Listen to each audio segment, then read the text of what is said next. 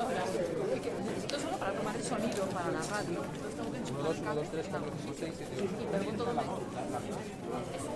Vale, es que no la veo. No hay sonido, no llega sonido. 1, 2, 1, 2, 1, 2.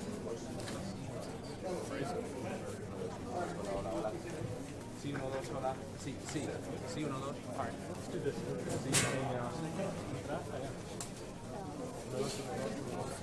Probando, probando. 1, 2, 1, 2. Hola, sí.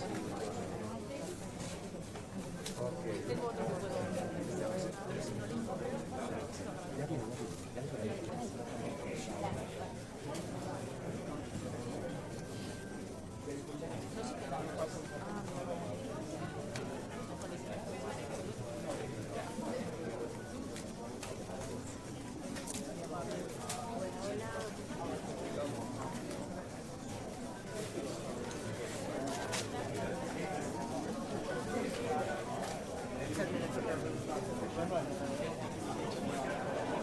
Thanks for all your help today. Thank you.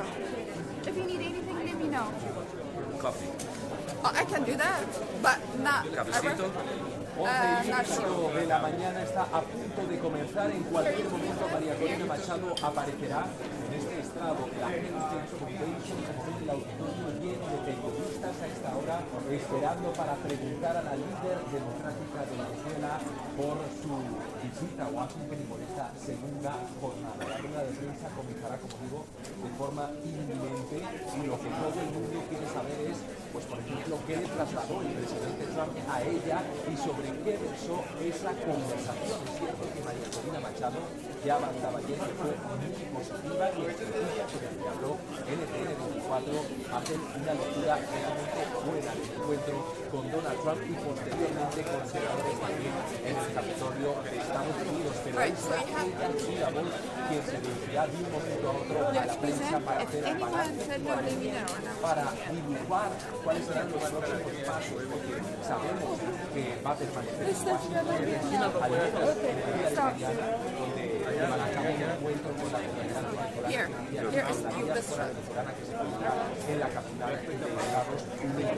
Y hoy el gran acto de la estrella, una rueda de prensa que comenzará en minutos. Pero antes, una pausa, ya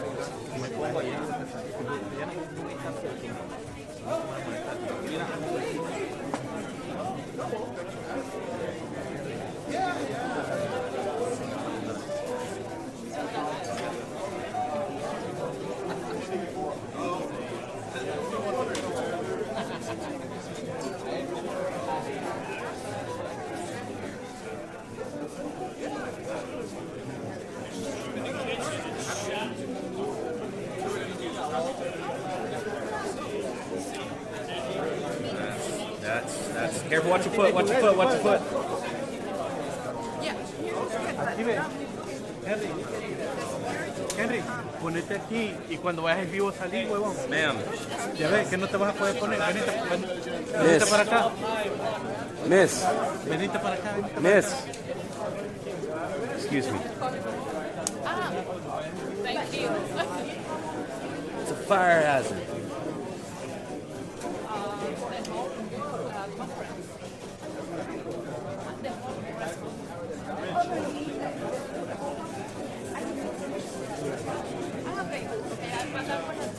Te dije que lo ibas a votar.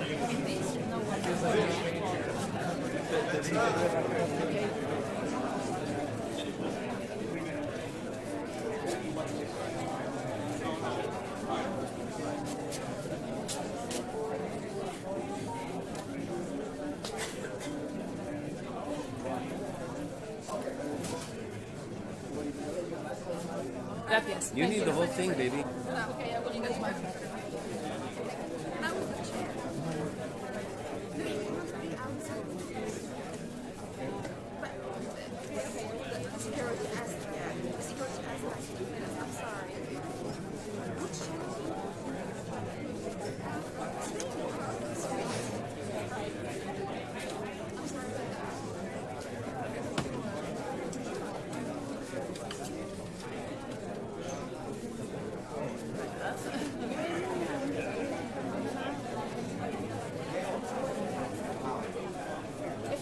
I don't know what I'm doing.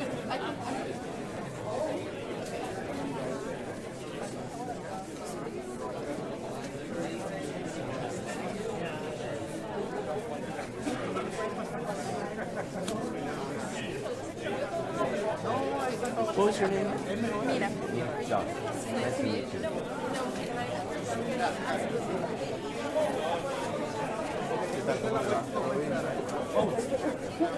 Just gonna be on the counter.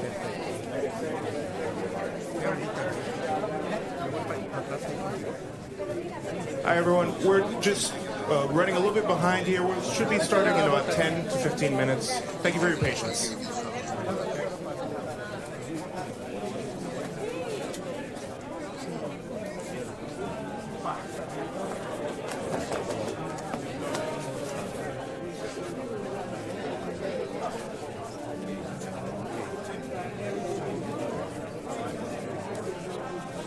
Hey, Christian, it's Josh. Hey, they just gave like the 15 minute, 10 minute, they said 10, 15 minutes before it gets going. 10 to 15 minute warning for the Machado.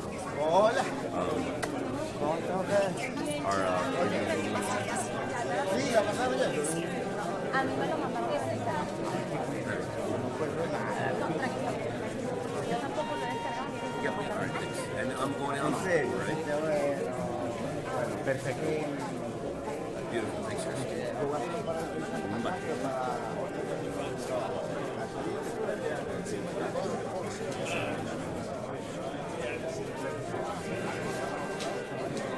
¿Qué tal? ¡Epa! Oye, hermano. Ah, bueno, mejor que yo, pero... Esperaba que fuera mejor.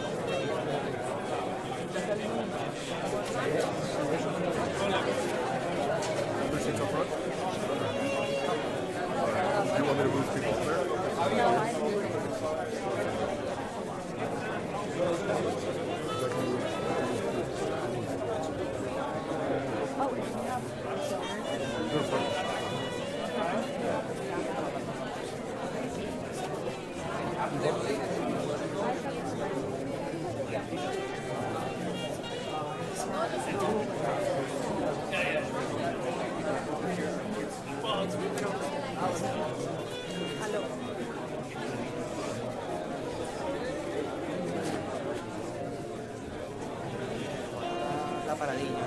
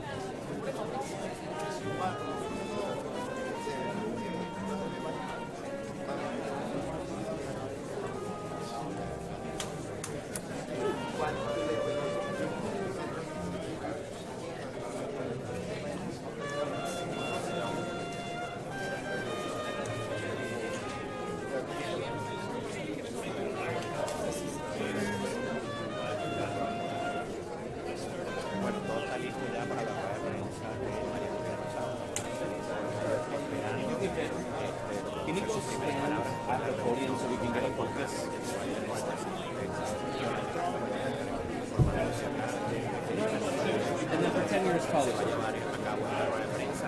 Thank you. El ambiente.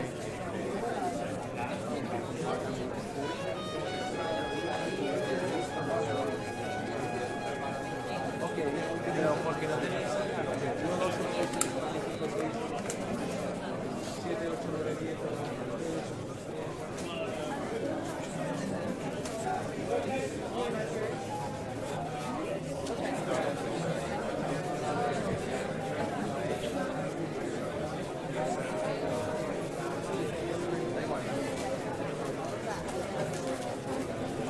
Appreciate you. Thank you very much.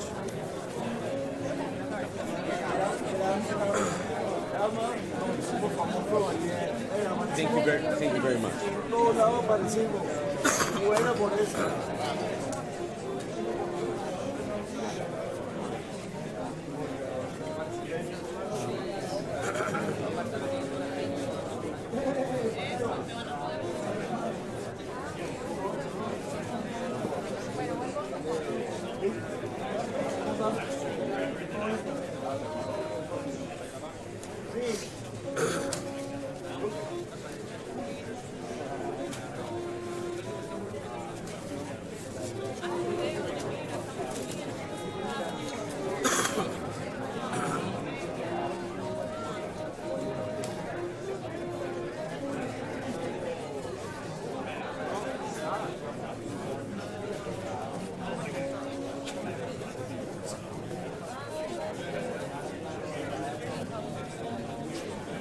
Cada vez llegan más periodistas y también otras autoridades y dirigentes de Venezuela a la vida de Venezuela esta rueda de prensa para escuchar, por ejemplo, todo lo que vaya a decir María Corina Machado. ¿Tiene garantía de la Venezuela de que el evento no se va a repetir?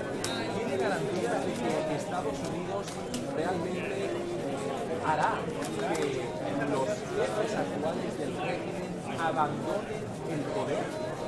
¿Va a haber un cambio de régimen? Son algunas de las preguntas que NTV24 trasladará a la líder democrática de Venezuela. Después de reunirse con Estados Unidos, recuerden que los hermanos Estados Unidos ¿Qué le dijo el presidente Trump acerca de ello? Escuchan las preguntas que tenemos para hacer de la mañana. Formularemos en minutos cuando ella vaya a está absolutamente lleno, no hay prácticamente ya más asientos libres para atender esta rueda de prensa y esta situación internacional, medios de todo el mundo presentes. Venga que decir, recorrerlo y escucharlo. Sobre lo que se pronuncia algo también, por ejemplo, que son de emprendedores y la entrega que hizo la de la medalla. ¿Cómo le damos finalmente algo hizo lo que tenía que hacer, que era detener al dictador Maduro. Y estoy seguro que esta nueva alianza con Chávez, el presidente Maduro, es el comienzo de una transición que aunque en este momento defenderse del poder no nos tiene que preocupar en lo absoluto, porque muy pronto estoy seguro que veremos a María Corina Machado liderando nuestro hermoso país desde Miraflores, junto con todos los millones de venezolanos que queremos vivir en democracia. Saludos a todos y esperemos que nos tiene que decir María Corina Machado.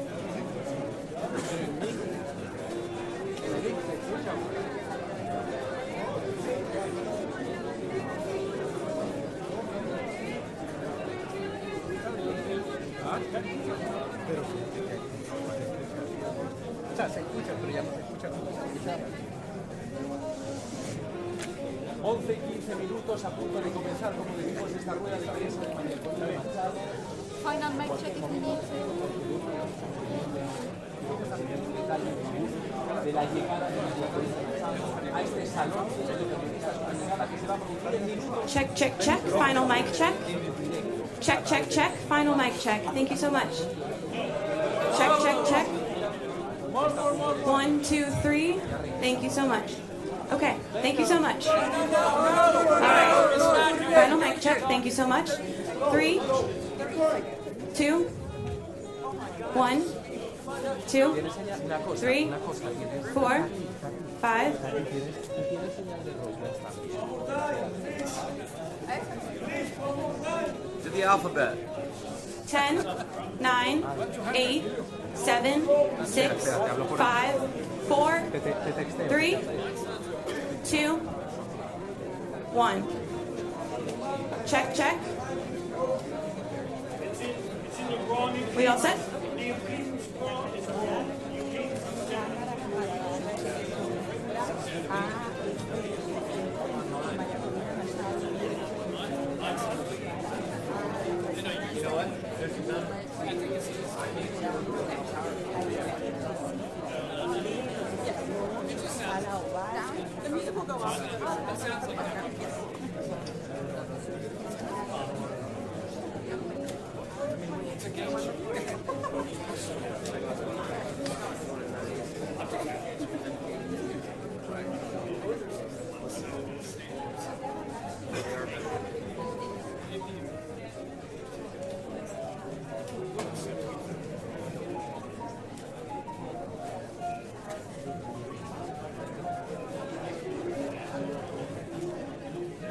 Los Morales. ¿Está bien? ¿Sí? ¿Todo bien? Señor, ¿cómo está? ¿Todo bien? ¿Sí?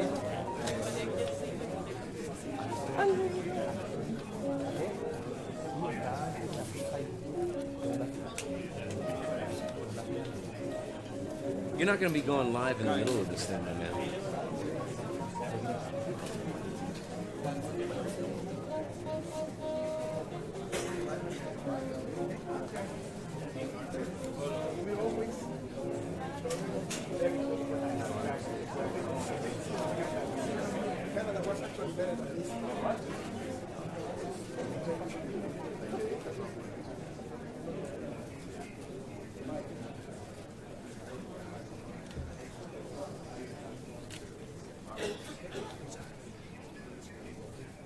This is a final mic check.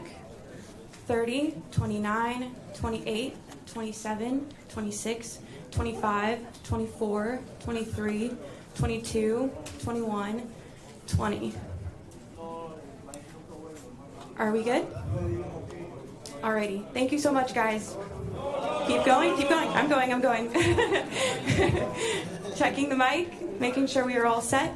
We have the music off. Check, check. 1, 2, 3, 4, 5, 6, 7, 8, 9, 10, 11, 12, 13, 14, 15, 16, 17, 18, 19, 20. Okay, thank you so much.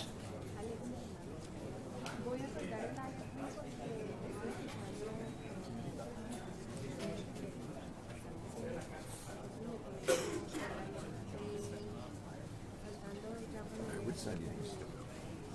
Right or left?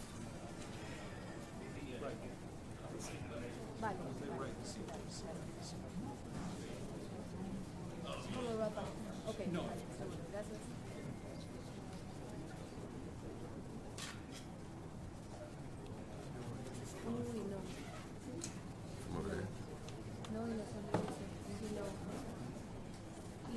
Is there a staffer?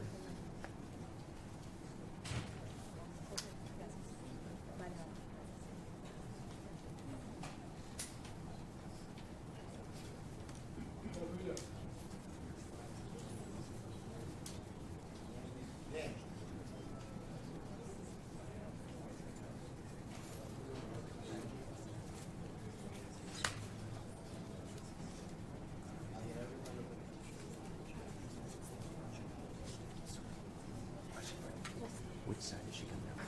She'll come out from these doors where I went through. Right where the blonde lady is? Right Or past that. by the blue curtain. Yes. It's like right The past there. red shirt. Yeah. Thank you Yeah. so much. Kind of where I went through to leave the stage. Right there.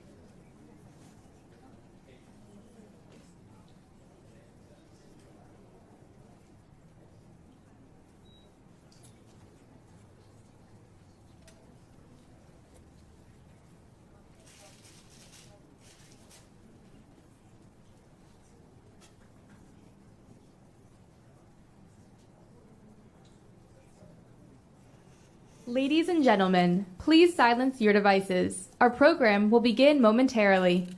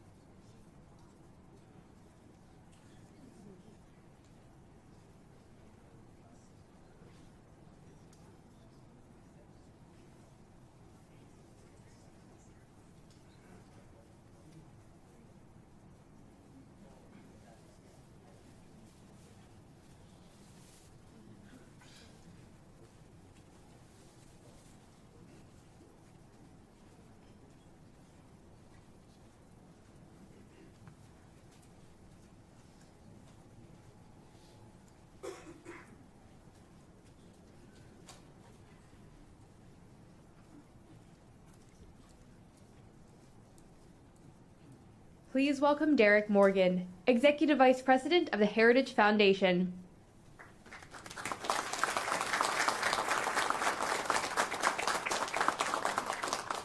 Thank you very much, and welcome everyone to the Heritage Foundation. We're delighted that you joined us today, and thank you for your patience as well as we undergo a historic event here. I have a few very brief words, and then I have the privilege of welcoming our distinguished guest, who will give remarks and then answer questions from the media. U.S. foreign policy should be driven by the pursuit of a strong, safer, and more prosperous America. As President Trump rightly recognizes, that means paying special attention to our hemisphere. We are blessed by so many of our neighbors who want to live in peace and respect their people.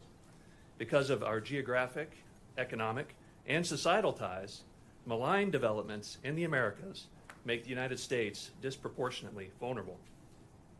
If you don't believe that, then just ask some of the hundreds of thousands of American families who have lost loved ones to deadly drugs in recent years. Or notice how China, Russia, and Iran have all invested heavily in establishing a strategic foothold in our hemisphere. Nicolas Maduro led an anti-American socialist regime that weaponized deadly drugs, mass migration, and tren de agua against our towns and our cities. Meanwhile, he offered American adversaries an operating base. The American people, the Venezuelan people, and our entire hemisphere are far safer today because President Trump boldly sent U.S. Special Forces and the Department of Justice to capture Maduro and to bring him to justice. Securing our hemisphere also means working with our friends, our partners, and our allies. And the United States has many. We are honored to have one of those friends with us here today. María Corina Machado has been a brave fighter against Nicolas Maduro and the regime since it began to take form. Unlike many others in Venezuela and Washington, she recognized the danger from the very beginning. The Venezuelan people rewarded her principled opposition by casting their ballots amidst harsh repression from the regime. Her efforts, along with those of President Trump, have brought Venezuela closer to the restoration of freedom, stability, and security. And we all hope to see the return of legitimate elections in Venezuela in the near future. We are honored to host history here at the Heritage Foundation and important conversations like the one you are going to participate in today. Here, we work to build an America where freedom, opportunity, prosperity, and civil society flourish. I'm delighted to welcome to the stage María Corina Machado.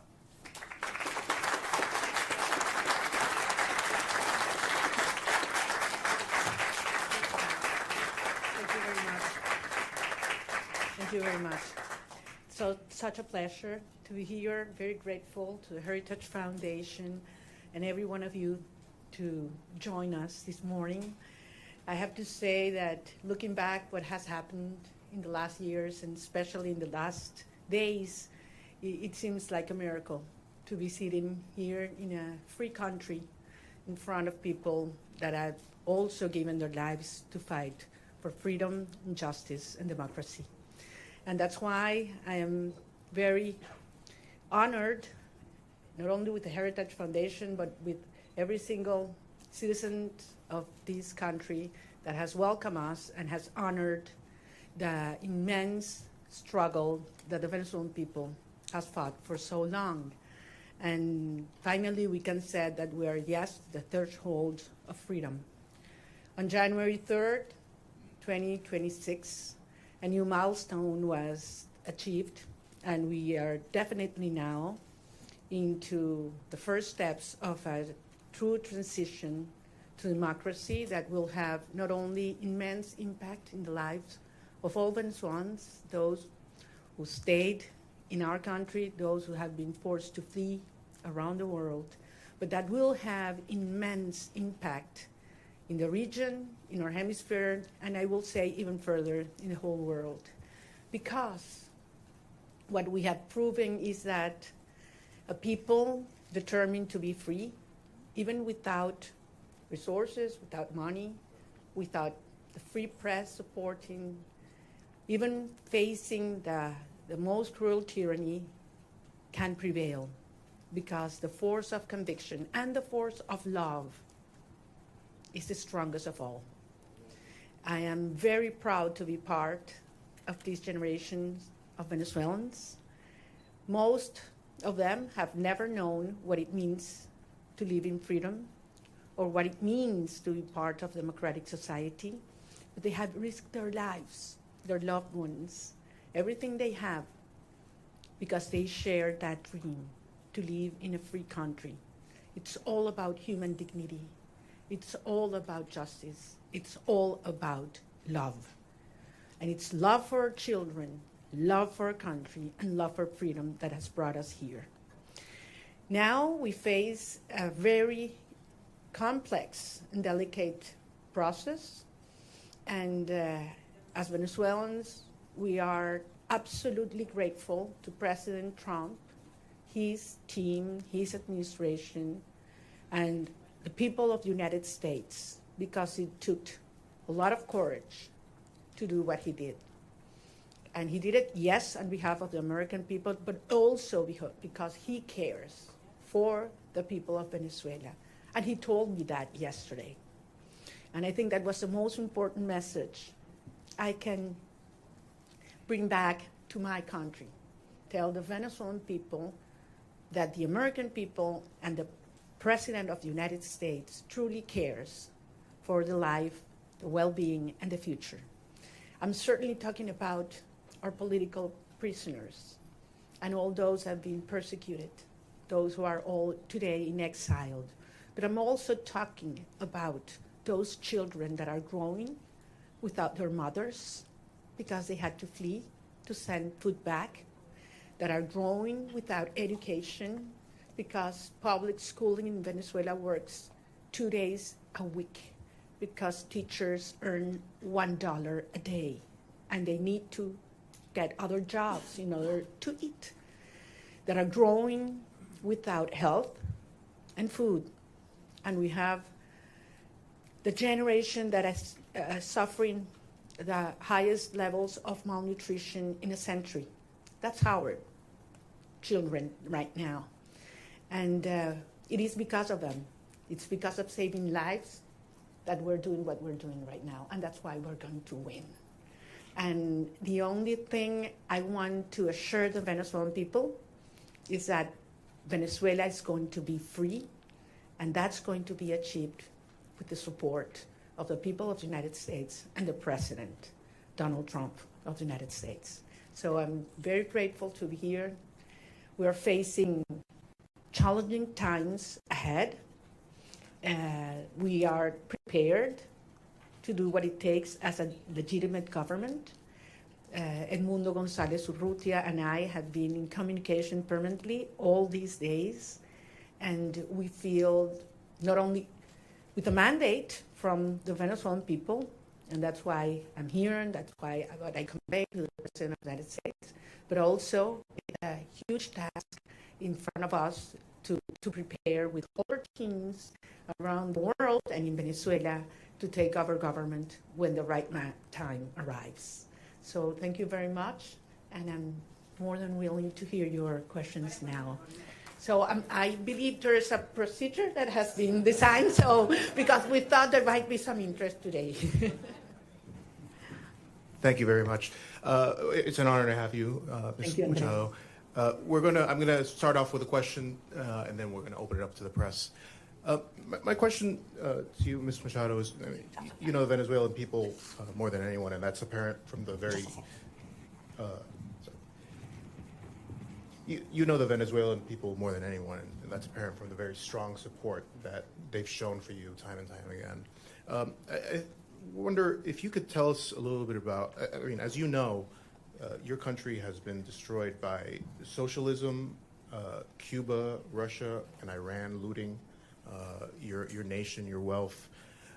Do you see, and the primary victim of this has been the Venezuelan people, do you see a future in which, that at all possible, where a free and fair election and return to democracy in Venezuela restores anything but a strong, staunched U.S. ally and a country that leaves behind the shackles of socialism?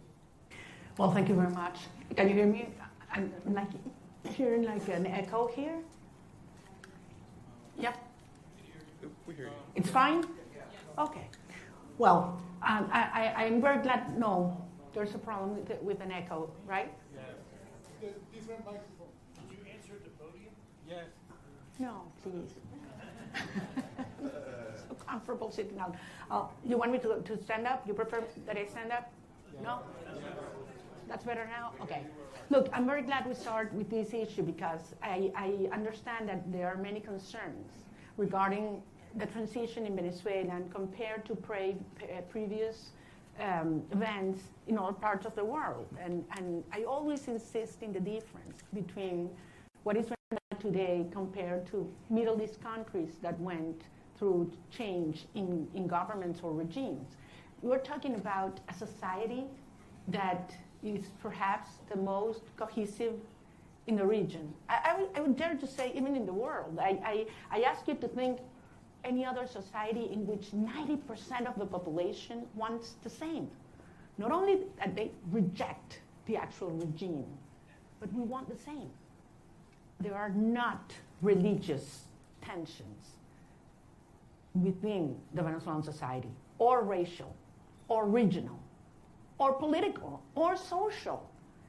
I mean, there was one longing that brought Venezuelans together, and that was we want our children back home.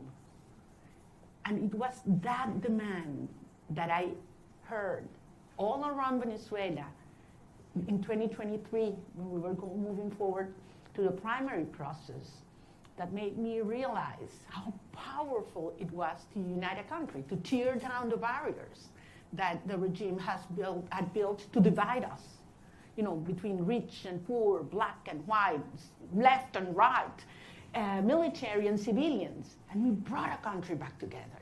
That's why I always said, you know what, Maduro's going to go. We're going to get rid of him one day or the other. What's important is the country that's coming afterwards. And it's a country based on shared values. We want to live with dignity. We want to live with the result of our work, our effort, a society based in merit, and not if you know the chavista who is in certain place at certain time. Women do not want handouts. They don't want to live in give their children a box of food that has a high cost, because then you have to lower your head and repeat what the regime wants you to say or dress as they expect you to dress. They want to live with their job well done. That's dignity. And that's what Venezuela deserves and wants today. And that's what we represent. So, of course, the result of this hard process will be a society based on these values. A society that is profoundly pro-America. And I want to insist on this. Delcy Rodriguez, yes, she's a communist. She is the main ally and representation of the Russian regime, the Chinese and the Iranians. But that's not the Venezuelan people, and that's not the armed forces as well. So I am profoundly, profoundly confident that we will have an orderly transition. This is a complex phase we are right now. Some of the dirty work is being done by them. But then the result of a stable transition will be a proud Venezuela who is going to be the best ally the United States has ever had in the Americas.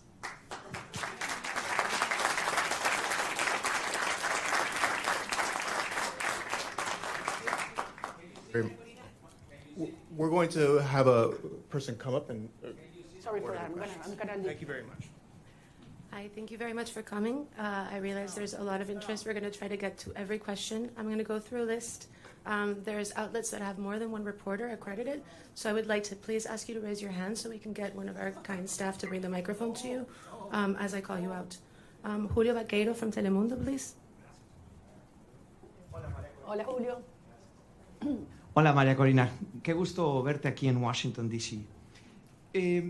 El presidente Donald Trump, su gobierno, está hablando y trabajando con Delcy Rodríguez, así lo han dicho ellos. Usted le dio el Premio Nobel de la Paz al presidente Trump en su encuentro ayer. ¿Qué le dio el presidente a usted? ¿Un reconocimiento de su legitimidad como opositora con el mandato de encabezar esta transición en Venezuela? Gracias, Julio. Yo no vine a buscar nada para mí. Vengo aquí en representación del pueblo de Venezuela que eligió a Edmundo González Urrutia como presidente electo. ¿A que lo baje? Los teléfonos, ok. Entonces, repito, yo vine en representación del pueblo de Venezuela, que nos dio un mandato. Primero el 22 de octubre del 2023. Ay, no.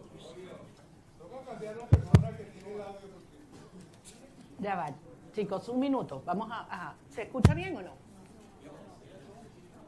Ya, vamos a cambiarlo.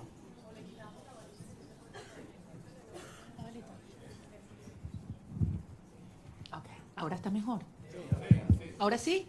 Ok, voy a repetir la pregunta la respuesta a la pregunta de Julio. Les decía, yo vine a reunirme con el presidente de los Estados Unidos en representación del pueblo de Venezuela, que nos dio un mandato. El 22 de octubre del 2023, cuando yo recibí más del 92% de los votos en las primarias, y el 28 de julio de 2024, cuando Edmundo González Urrutia, en las condiciones más extremas y fraudulentas, recibió el 67% de los votos de los venezolanos, y lo probamos, Vine a recibir de parte de él un mensaje para los venezolanos, y es la seguridad de que contamos con los Estados Unidos para avanzar en una ruta donde se haga respetar la soberanía nacional, la libertad, la democracia y la justicia. Hay un proceso muy complejo en marcha, lo sabemos, pero se están dando pasos. Evidentemente, para los venezolanos es una situación cada día, para muchos venezolanos de vida o muerte, y ahí hay una enorme urgencia ética. Pero entendemos que este es un proceso complejo al cual nosotros somos parte y queremos y estamos contribuyendo. Gracias. Nick Schifrin from PBS, please. Hola, María Corina. Thank you so much. It's great to see you in person after seeing you virtually for the last few years. 2 questions, if I could, similar to what you just answered, but in English. You had a very good meeting with the president yesterday, but he still maintains a positive relationship and positive language about Delcy Rodriguez. The CIA director was just there. So what's your message to the president and to the United States when U.S. policy is still to support the Chavismo government that still exists in Caracas? And I have to ask, your statement last night said that you felt like you were going to die at one point when you left Venezuela in the boat. Can you just tell us exactly what happened in that moment when you were in that boat? Thank you. Well, regarding all the details of how and when I left Venezuela, for the protection of those involved and help me get here, I will wait until the regime is no longer in capacity to harm them, to share that in detail. Yes, there was a certain moment in the trip, in the boat, where I was hurt because the waves were very high, over 6 feet, and there was a strong wind, and we got lost in the ocean. We lost the sign of the GPS, and the satellite phone stopped working, and Starlink antenna did not work as well all at the same time, so it was very risky, dangerous, and scary moment, I have to say. And it lasted several hours. But at the end, as I say, you know, we have moved ahead de la mano de Dios. And that's why I believe it is a miracle, and I'm here. And I know that someday I will be able to tell you all the details and thank personally all those that risked their lives in order for this to happen, because they knew it was very important for our cause that I was able to leave my country at that moment.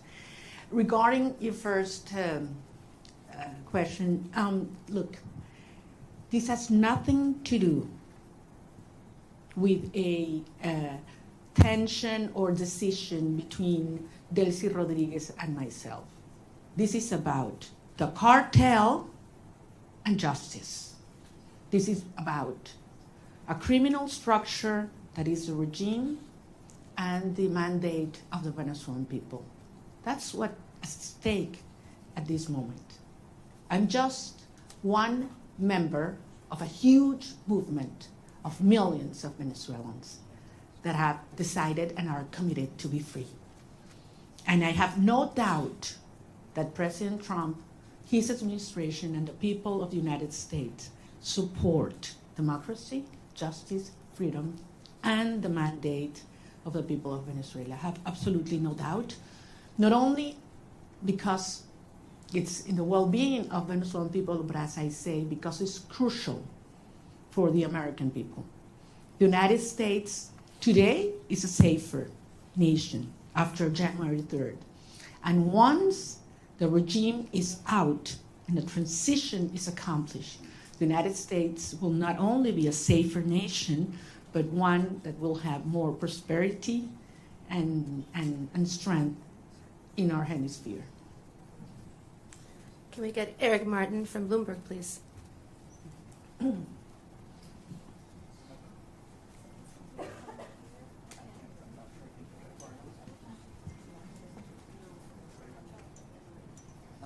see. Thank you. Maria Corina, would like to ask you about the timeline for democratic transition within Venezuela, because obviously the Constitution calls for within 30 days a new election. You've already been recognized by a number of countries, including the US in 2024, Edmundo Gonzalez as having won that election, and accusations that the election was stolen by the Maduro regime. As you've mentioned, you overwhelmingly won the primary in 2023. Do you have an expectation, is your expectation that the next step in this process would be a new election in Venezuela? Do you expect that to happen in 2026? Or what does the roadmap look like from getting from today's government by Delcy Rodriguez, the government de facto that is in control, to a democratically elected government? Thank you. Thank you. Thank you, Eric. Well, if the Venezuelan Constitution were respected, we wouldn't have 1,000 political prisoners. We wouldn't have 9 million people, fleeing and living around the country. We wouldn't have our president-elect exiled in Madrid. I mean, he would have taken power on January 9, 2024. So 2025, sorry. So we realize that there's no rule of law in Venezuela. I don't know actually if you're aware, Venezuela is currently in the last place globally in terms of rule of law. Out of 142 countries that have been evaluated by the World Justice Project, Venezuela is in place 142. So much for the Constitution. At the end, it is a matter of strength, and that was what made this process, starting on January 3rd, happen. I mean, that was the main difference. The regime realized that they are facing the strength of the people organized, but mostly, in this last phase, the strength of the democratic allies that are concerned about the structure of the regime, of the criminal regime in Venezuela. So this is a process that has several phases. We are in one that is complex, as I said, in which the regime is forced to dismantle themselves some of the structures that have been maintaining them in power, starting with the repression system. That requires not only that all political prisoners are liberated, but that they are free. The fact that you are not in a prison doesn't mean that you are free. In Venezuela, they have left the jails, but they cannot speak to the press.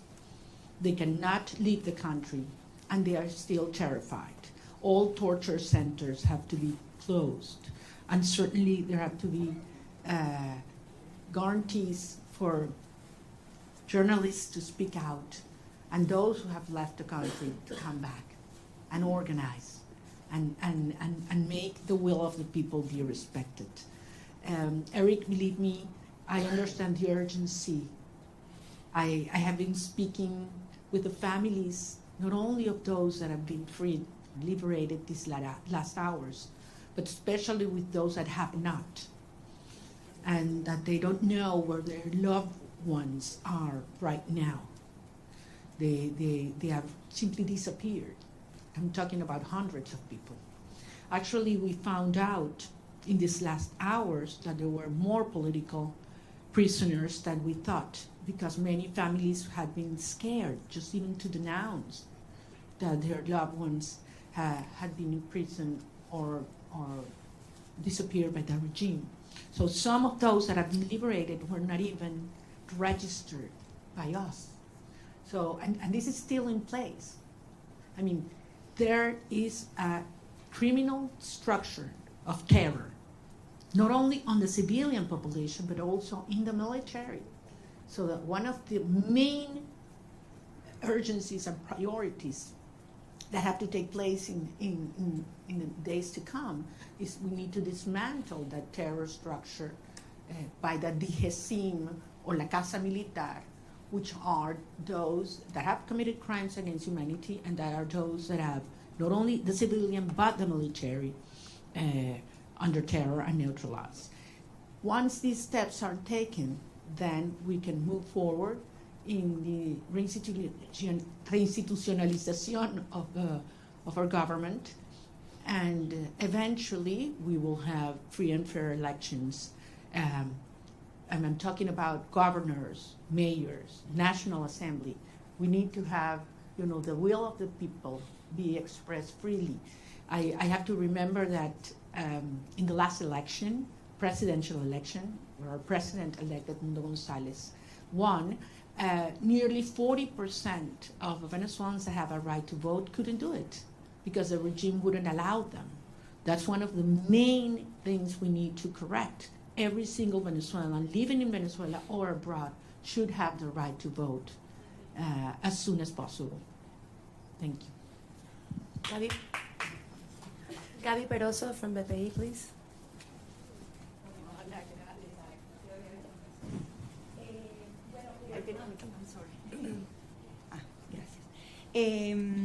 Quería que nos dijeras lo que se pueda revelar de la reunión con el presidente Donald Trump, por ejemplo, la importancia del reconocimiento al presidente electo Edmundo González, un cronograma electoral, eso se habló, hay posibilidades ciertas de esas dos cosas. Y en segundo lugar, una pregunta que se hacen los venezolanos, tu retorno a Venezuela, saliste con condiciones distintas, ahora Estados Unidos también está involucrado en eso. También se habló de eso con el presidente Donald Trump, la conveniencia que vuelvas o no, y para poner lapsos a Carnaval, Semana Santa, ¿cómo lo podemos medir? Porque los venezolanos se lo preguntan. Gracias, Lali, te entiendo, porque como lo dije antes en inglés, para nosotros es un tema de vida o muerte. Miles de venezolanos cada día que pasa. Es una tortura, es una tragedia y es un tema de la urgencia ética asociada a poder realmente iniciar un proceso de reconstrucción del país y que regresen los venezolanos que se han ido.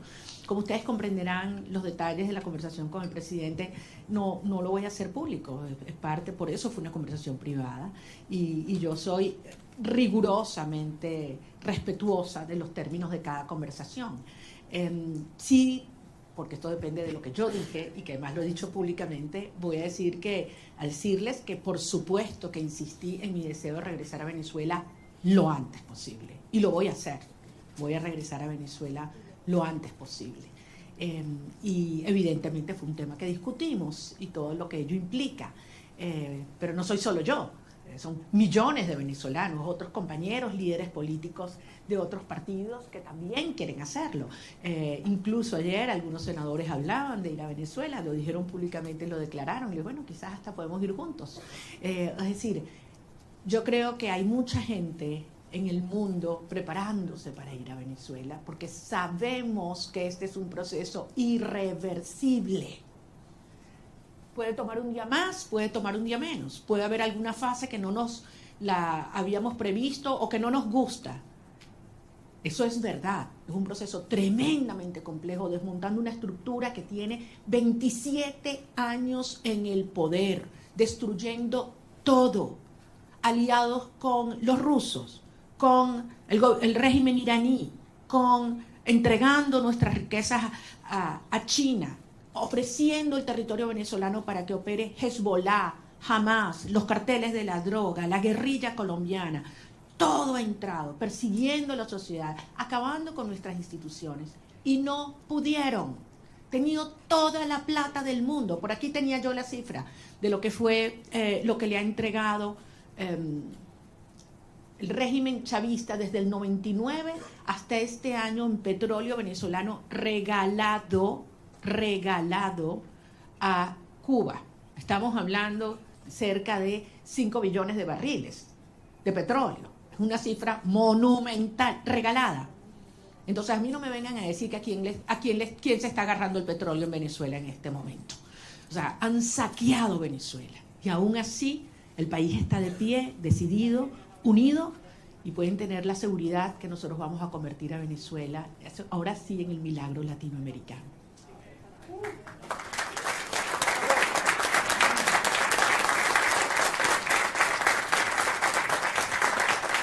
So this was stated until, this was supposed to last until noon. It is now noon, but if everyone's game to stay, we stay. Paolo Mastrolli from La Repubblica, please.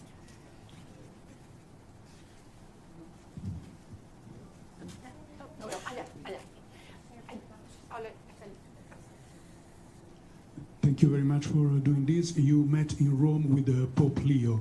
Can you talk about what you discussed with him, if the Holy See is willing and able to help you in this transition? Thank you very much. That was a very important meeting. I'm a Catholic, as you know, and believe me, during my trip, I prayed a lot. So I was able not only to talk to him, but to present to him some of the rosaries that I had brought with me during the trip. And it was a day that marked my life in a personal dimension, but also I had a reassurance of the Holy Father that he knows very well what's going on in Venezuela. He knows what the Catholic Church is going through because of the persecution and pressure on our bishops and priests and nuns. And I believe that he's not only concerned, but actively helping and supporting a peaceful transitional process to take place. I think it was a very important and timely message to Venezuelan society, which is mostly, as you know, Christian. So I think it couldn't have been in a better moment, and it brought a lot of hope and reassurance to our people. Thank you. David Alandete from Diario ABC, please. Aquí está, David.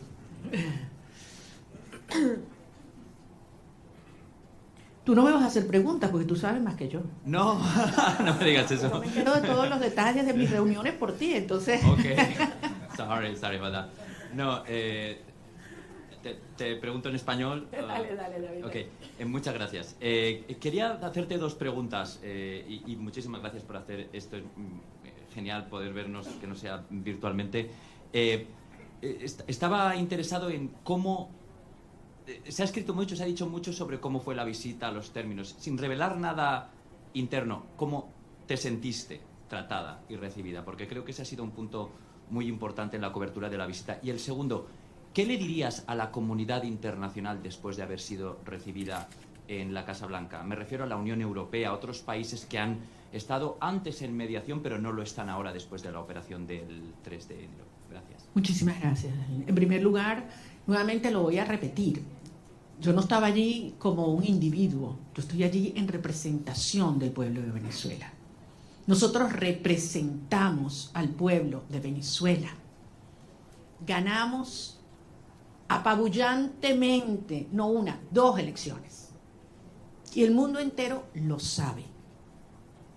Estamos allí en representación de un pueblo que ha dado su vida para vivir en libertad.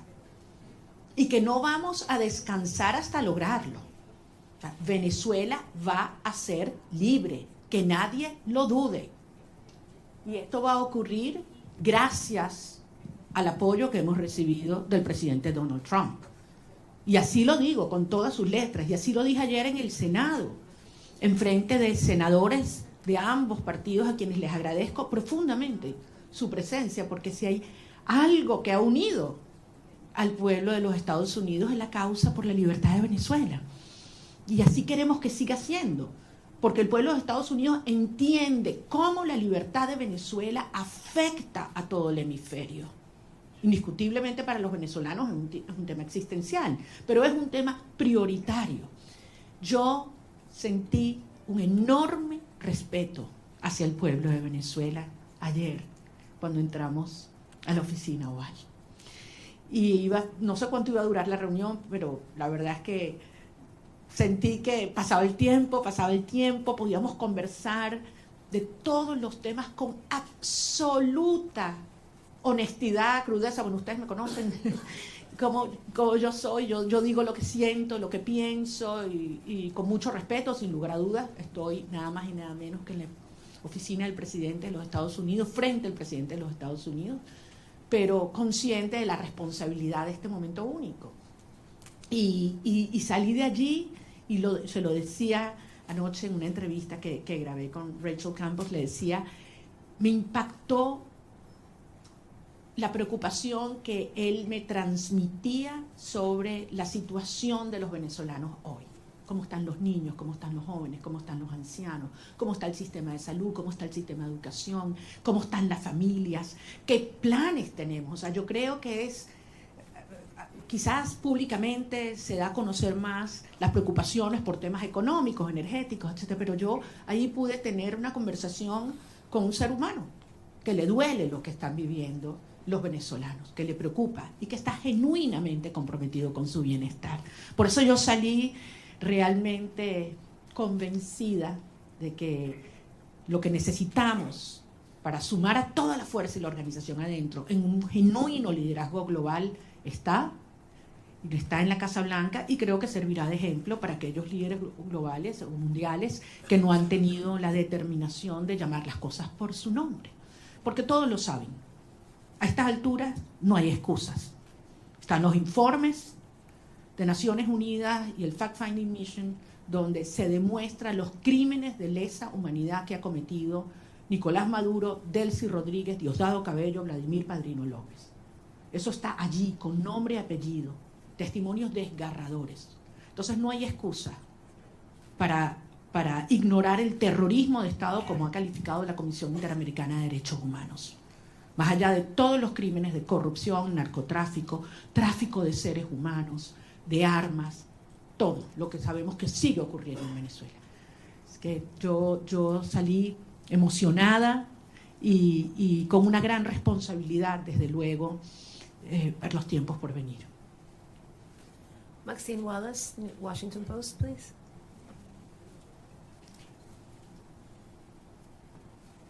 Maxine is not here. Washington Post. Washington Post, here.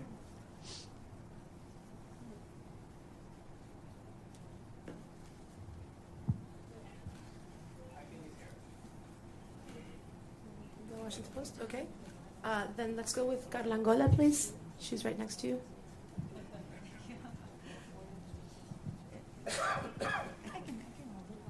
Ok, perdón.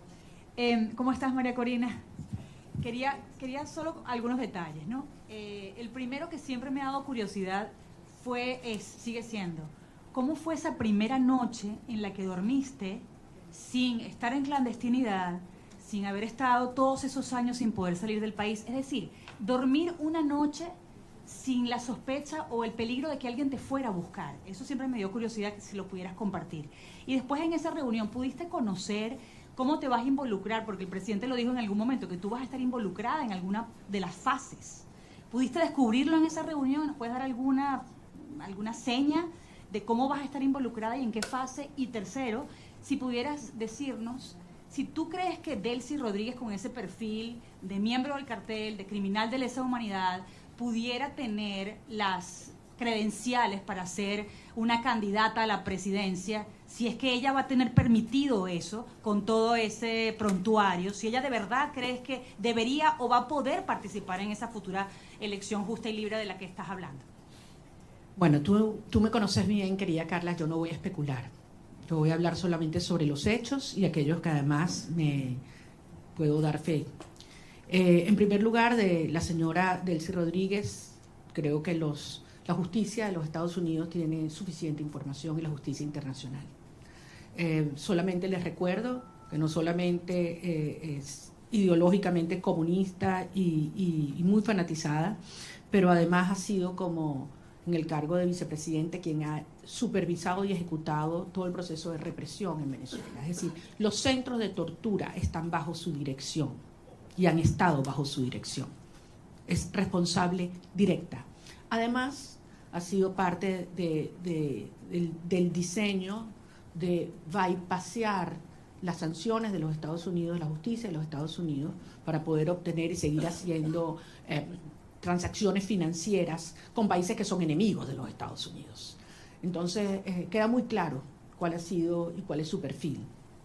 Con relación al rol que vamos a tener el gobierno electo en estos próximos pasos, es algo que no hay que descubrir, es algo que hay que construir.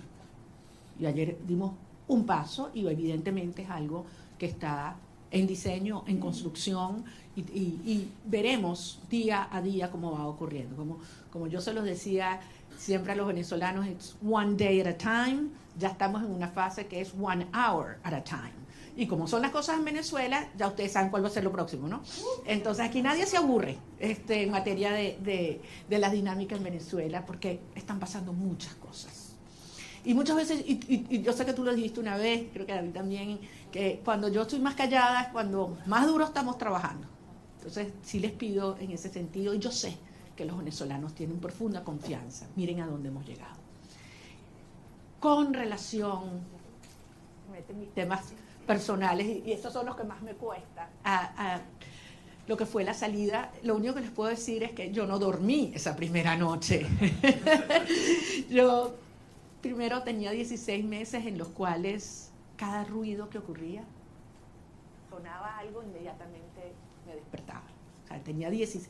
Y esa sensación de que puedes dormir en paz, segura, de que un ruido no implica una amenaza, es algo que toma un tiempo procesarlo.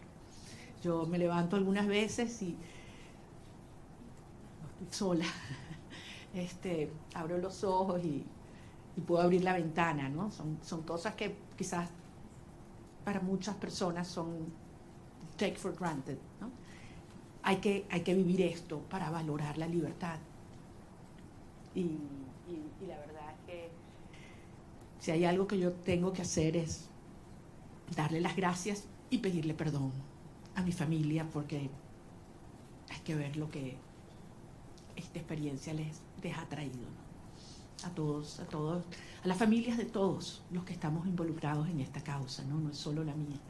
Yo hablaba ayer con la madre de un muchacho que liberaron y la verdad es que es admirable. Y cuando he hablado con cada uno de los presos liberados, es tanta la admiración, porque los que me dicen es, lo volvería a hacer, María Corina. Antes de saludarme, lo primero que me dicen, quiero que sepas, lo volvería a hacer. Y después, te adoro, te quiero, no sé cuánto me muero por verte. Pero lo primero es, quiero que sepas, lo volvería a hacer. Yes. Can we get Vera from the Wall Street Journal, please? Vera's not here. Wall Street Journal. Okay, then we go with Ilia Calderón from Univision.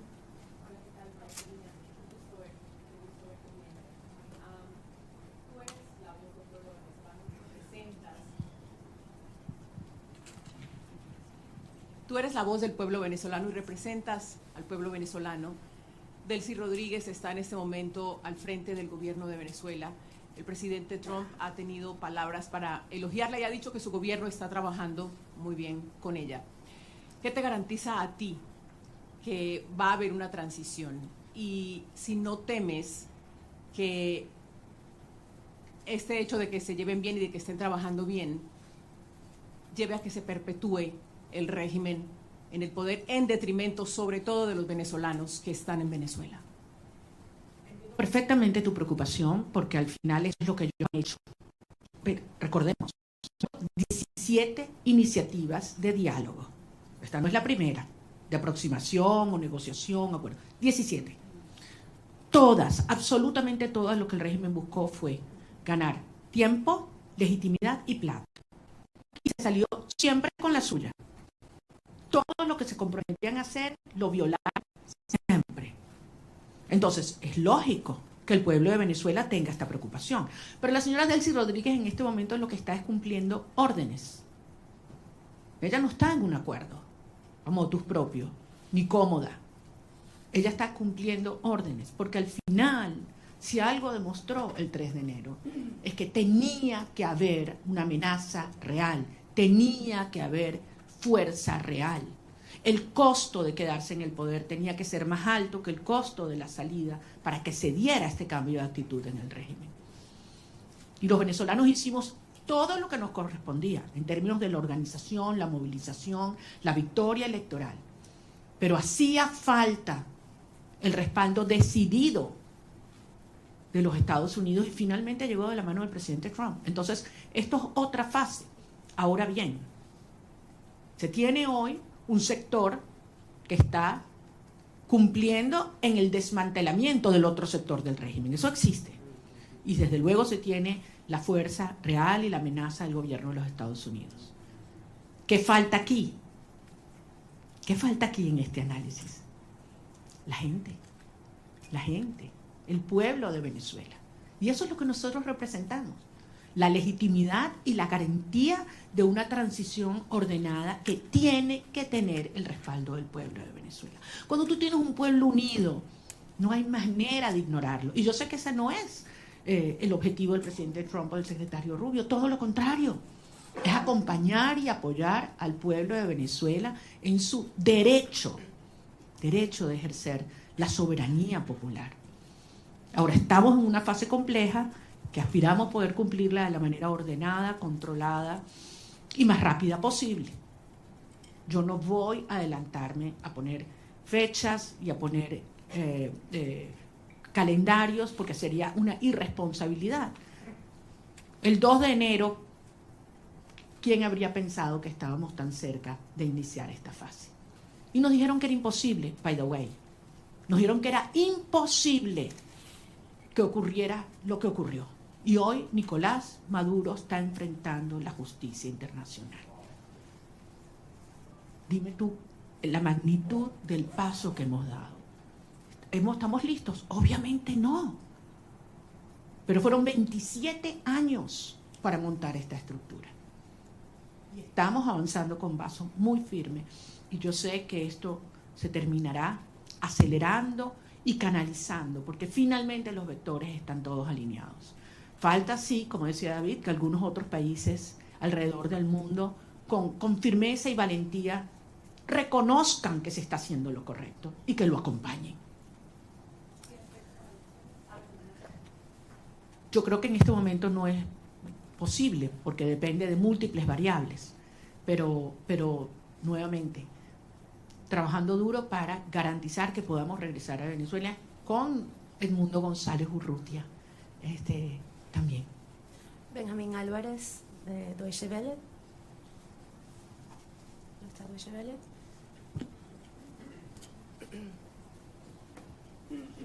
Muchas gracias. Una pregunta refiriéndome a lo que acaba de mencionar de que Delcy Rodríguez está recibiendo órdenes y no está cooperando con la administración Trump. ¿Cómo ve esta reunión de 2 horas que sostuvo Delcy Rodríguez con el presidente de la CIA el día de ayer? ¿Y no le preocupa esta cooperación tan cercana que está buscando la administración de Trump con ella y con la gente cercana al régimen? Yo no quiero especular, no conozco los detalles. Ahora, si los Estados Unidos obtienen la información que necesita por parte de esta señora, yo creo que ese es el tipo de cooperación que nosotros esperamos, sin duda, y nos conviene, sin duda. Yo entiendo que para muchas personas esta es una situación difícil de entender. Para muchos venezolanos quisiéramos que esto evolucionara realmente de una manera más rápida y trabajaremos para que así sea. Pero desde luego, pocas personas tienen tanta información sobre la estructura criminal de la tiranía como quien fue parte de su diseño. Así que sin duda tiene información que le debe ser de altísimo valor al director de la CIA. We're going to take a couple of questions in English. Eric, from Politico, are you here? Please.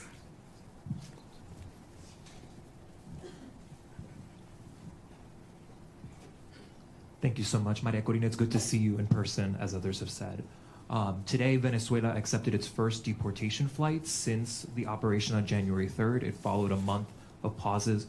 There's been some worry that Rodriguez could use migration cooperation with the United States as a way to defray pressure to go towards elections or to dismantle criminal networks in the country.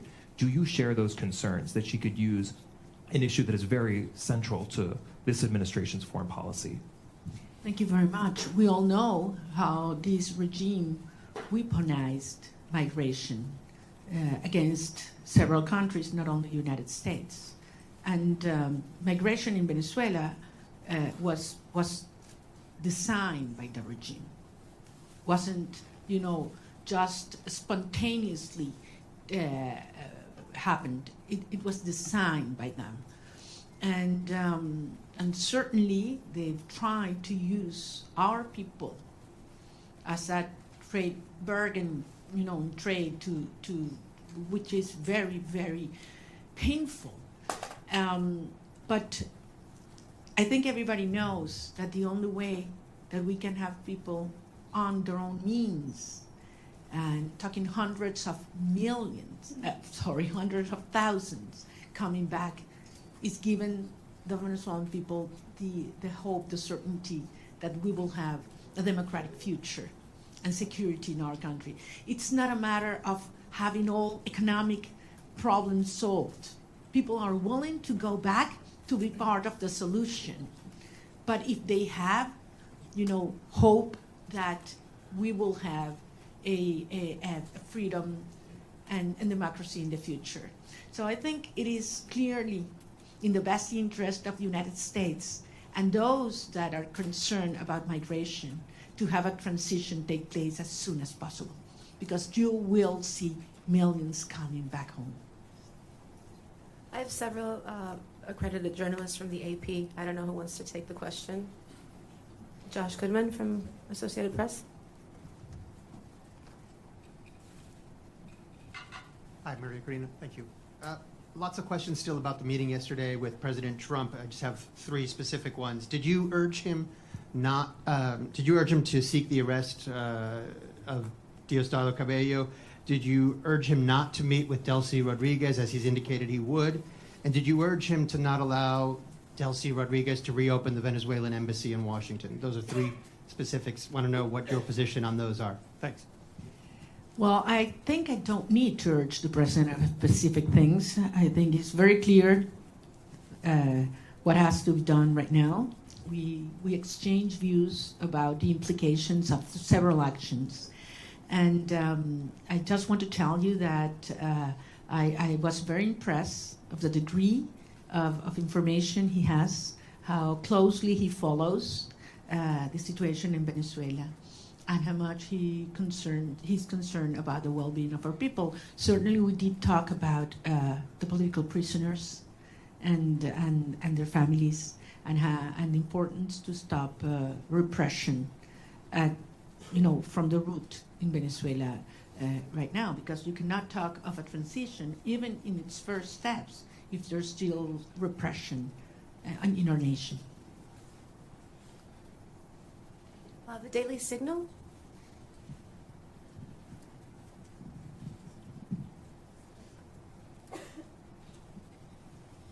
Thank you so much. Wondering regarding your meeting with President Trump yesterday, do you believe that you earned the trust of the president? And did you all specifically talk about a transition of power in Venezuela in which you would become president? Thank you.